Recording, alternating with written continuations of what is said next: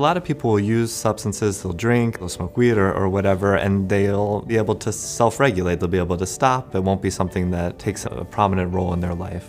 Certain folks, though, either from genetic predispositions or from having co-occurring mental health issues or trauma, they'll start using a substance and then find it very hard to curb their use over time. And once it starts impairing your function, that's when you have an addiction.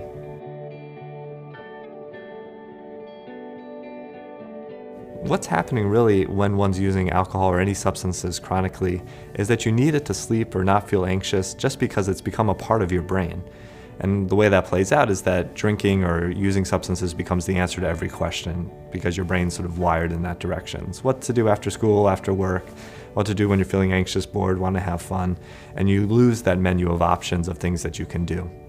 And with your brain tricking you in that direction, the rest of your body can't keep up because the body's not meant to metabolize those levels of alcohol in an ongoing way. And so the liver suffers, the stomach suffers, the esophagus suffers, really all organ systems. Alcohol is such a dirty drug.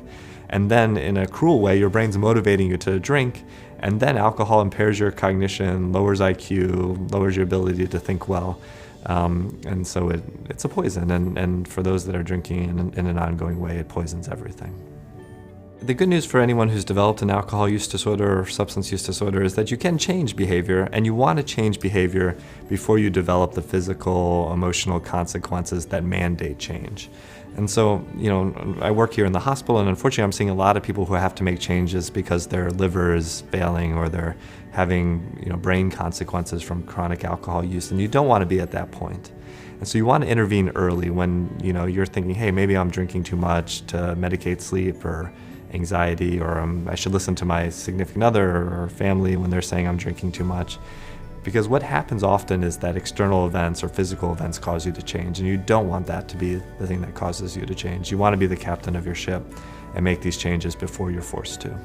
But it's also important to intervene early so you can learn to live life without it, to learn to cope. And part of the process in early recovery, part of the process in adolescence, for all of us really, is to figure out how it's okay to be us, how we can be okay in our own skin and function in social and work settings without relying on substances and other things to get us through.